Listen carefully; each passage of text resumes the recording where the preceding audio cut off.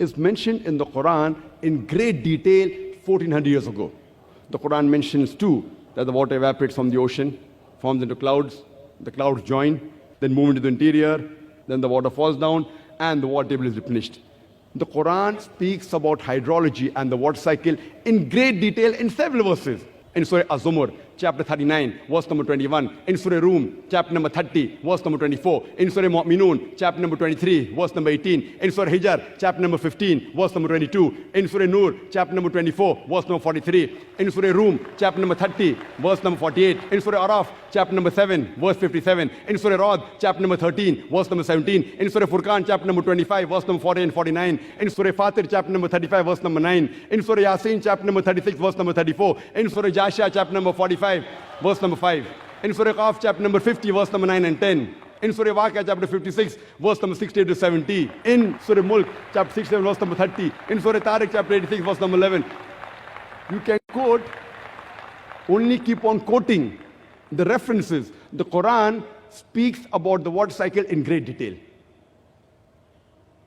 Who could have mentioned this in the Quran 1400 years ago? Don't wait for the answer, continue.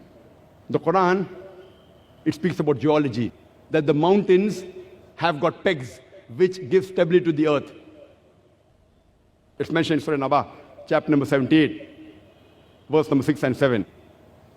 In the field of oceanology, we knew there were two types of water, salt and sweet, but the Quran goes ahead and says, in Surah Furqan, chapter number 25, verse number 53, it is He who has let free two bodies of flowing water, one sweet and palatable, the other it is salty and bitter. Though they meet, they do not mix. There is a barrier which is forbidden to be trespassed. And today, we know that this barzakh, what the Quran speaks about, today, those people who are expert in the subject of oceanology, they say this is called as the unseen barrier.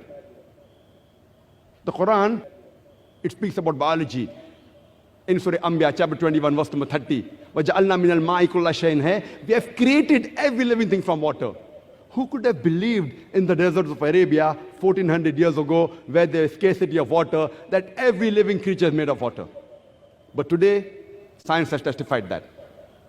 In the field of botany, the Quran says in Surah Taha, chapter 20, verse 53, that we have created the plants in pairs, male and female. Previously, we did not know that even the plants are created male and female. Quran says in Surah Ra, chapter number 13, verse number 3, that we have created every kind of fruit in pairs. In the field of zoology, the Quran says in Surah Anam, chapter number 6, verse number 38, that the birds and the animals live in community like the human beings, which we came to know recently. Quran speaks about the lifestyle of the bee in Surah Nahl, chapter 16, verse 60 and 69. The Quran speaks about the lifestyle of the spider in Surah Ankabut, chapter number 29, verse number 41. The Quran speaks about the lifestyle of the ants in Surah Namal, chapter number 27, verse number 17 and 18, all of which we have come to know recently, 50 years back, 100 years back, 200 years back. In the field of medicine, the Quran says in Surah Nahl, chapter number 16, verse number 68 and 69, that we give to the human beings a drink of varying colors coming from the belly of the bee, in which there is healing for mankind. Today we have come to know recently that the honey is derived from the belly of the bee. And in the honey, it has got antiseptic properties. No wonder the Russians used honey to cover up the wounds. This we came to know recently. In the field of physiology, the Quran speaks about the blood circulation and the production of milk in a nutshell in Surah Nahl, chapter 16, verse 66. In the field of genetics, the Quran says in Surah Najm, chapter number 53, verse number 45-46, as well as Surah Qiyamah, chapter 75, verse number 37-39, that it is the male fluid, the sperm, which is responsible for the sex of the child, which we have come to know recently. The Quran speaks about embryology in great detail. In Surah Alaq, chapter 96, verse number 1, that we have created the human being from alaqa, that's the leech-like substance, something which clings. It's also called as a congealed clot of blood. The Quran speaks about the various embryological stages in great detail, which modern embryology has just discovered recently in Surah Mu'minun, chapter 23, verse number 12 to 14. I'll just mention a couple more.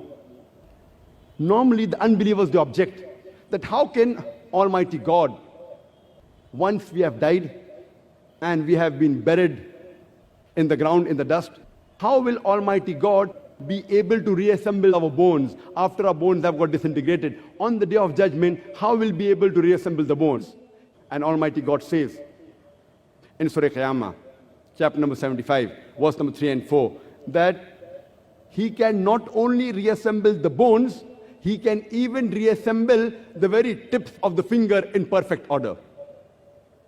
And it was in 1880 that Sir Francis Gould discovered the fingerprinting method and said that no two fingerprints, even in millions of human beings, even if millions of human beings together, no two fingerprints are identical.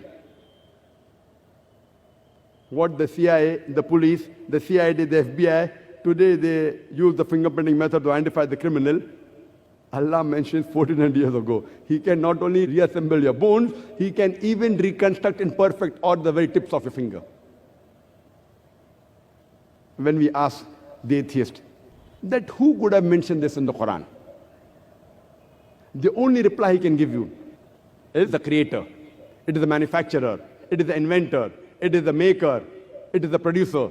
This creator, this manufacturer, this inventor, this maker, this producer, we Muslims, we call him as Allah.